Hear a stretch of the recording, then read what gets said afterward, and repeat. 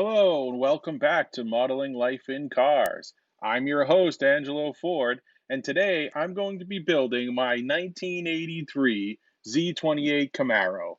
I owned this car in high school and then all throughout college. It served me really well. It's probably the only car that I never destroyed in some fashion. And it was really great to own, and I'm really looking forward to this build.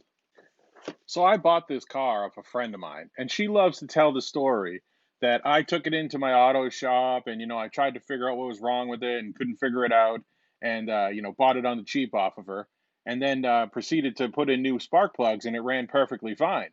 That's not quite the whole story. I actually did quite a lot of chasing around with a bunch of different diagnostic tools to replace the crossfire injectors, the fuel injectors in this car, and it really did make a huge difference in the performance of it.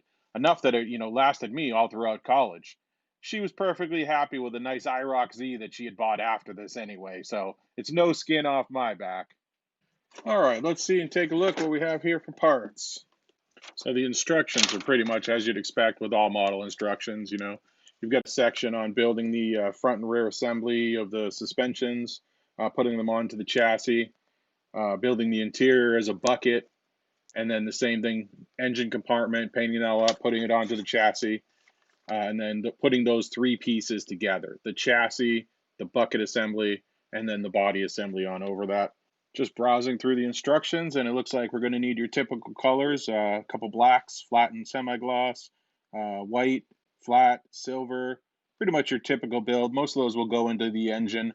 So I mentioned I was going to Merrimack College and that I transferred over to UMass, when I was driving this car. That was freshman year of college. I had a really bad stomach pain one day, and I keeled over in pain, literally couldn't even move. And my foster mom and foster sister, the girl I bought this car off, good friend, so they rushed me to the hospital, and the doctor checked me out, did a couple things and said, I really think it might be your appendix. I think we should just do some exploratory surgery and take it out. And it turns out it was my appendix, and it had burst at the hospital or sometime in between, and the doctor said that if I hadn't been there at that moment, I probably would have died. So, it was one of those things in my life that really made me reflect. And I started to think about, what I wanted to do in life. Did I just want to stay in college? And at that moment, Top Gun came on the television, like while I was lying in the hospital bed. And, watching it, it really started to plant the seed in my head that I wanted to be a pilot or an aviator or something. I didn't even know what that meant at the time. Looking back in retrospect, I should have taken it as a sign from the universe that I need to go make movies that inspire people to do such things.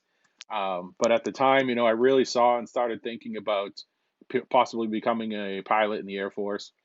And, one night we went to go see a midnight showing on 4th of July of Independence Day in this very Camaro with some really great friends of mine. And, all of us went to Revere Beach Cinemas and we're watching Independence Day. And then afterward, we went out to the pump house, which was a reservoir pond up in, I think, Saugus, Mass, where we would hang out and just, drink or whatever. And we're all sitting there at the pump house, and I'm looking up at the expansive sky above, thinking about Independence Day, thinking about that moment with Top Gun in the hospital room and almost dying. And I made the decision that I was going to be a pilot. And, I really dedicated the next 3 years of my college career in ROTC, becoming a cadet commander, going off to pilot training and actually getting a pilot slot in the United States Air Force and flying all of those cool, airplanes behind me over there on the wall.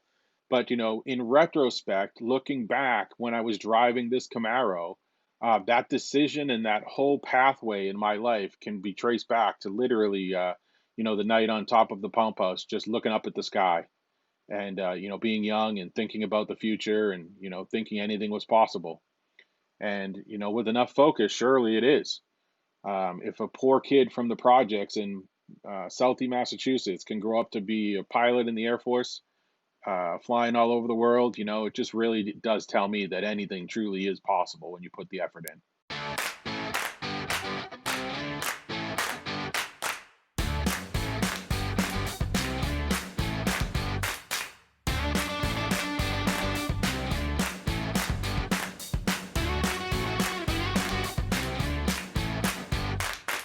As I'm building here, I'm just about finished with the painting on the sprues. Next up, we'll be spraying the body and some of the parts that can just easily be sprayed, like the interior. And again, as I'm going through here in this build, just really has me thinking on how much my behavior changed when I owned this car. Before this car, every car I owned was destroyed up to this point. And here, this was really the first one where I really appreciated and, had the entire time of college, never destroyed it, really took care of it. And a lot of that came from, like I said, the change in my behavior at that point in life.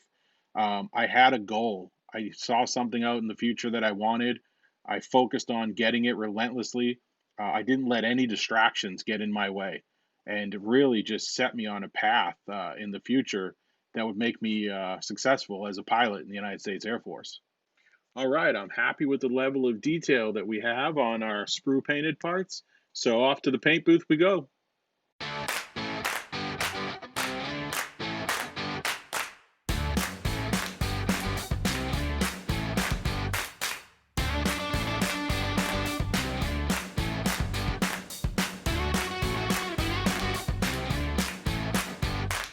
So, like I mentioned earlier, my Camaro had a 305cc V8. It was a great engine, crossfire fuel injection sitting on top. Um, and I'm replicating that in this model. It actually has the crossfire and also, as I've recommended in the past, when you're building these models, it is indispensable to have a good pair of clippers like this, little sprue clippers, and just put them right under the part that you want to get off the sprue and clip them off nice and clean. Your engine's ready to go together with some glue. Currently, I'm using this extra thin Tamiya, which I really like for putting together models as well.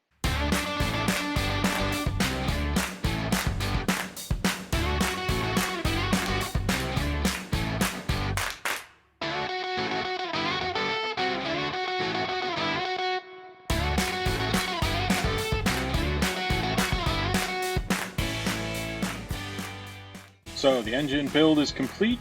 Next up is the chassis. I've gone ahead and sprayed it with plastic dip, which I really like using for model chassis. Works out really great. Works great on real cars too. Gives it a nice rubberized coating.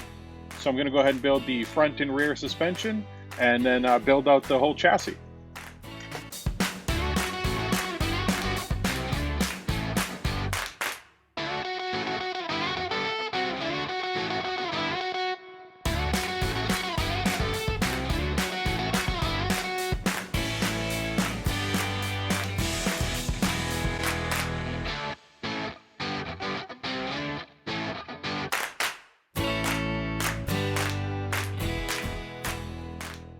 I just finished building the chassis of the Camaro, and I'm glad I never had to do anything to it because it is quite complex.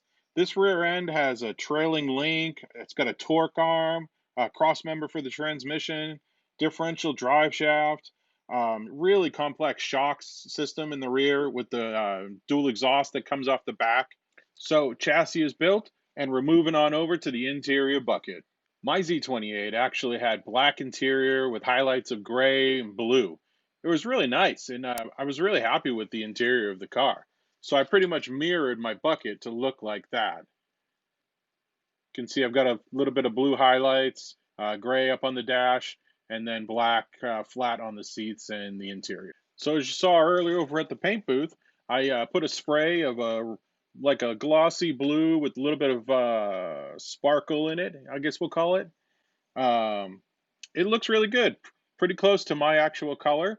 And we're going to go put this together now and do a little bit of highlighting with some grays.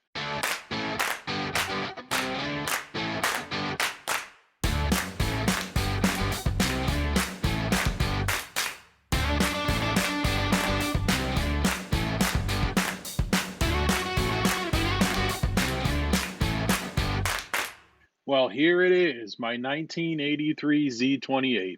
Stock wheels, stock exhaust. The car was completely stock, like I said, and it made it to the end of its life, in my hands anyway, just like that.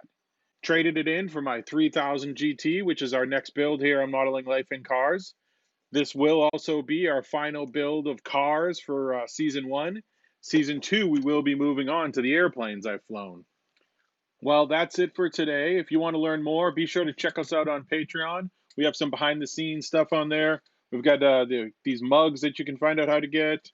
And of course, the Modeling Life in Cars pins. Go on Facebook and engage in our page or on Instagram.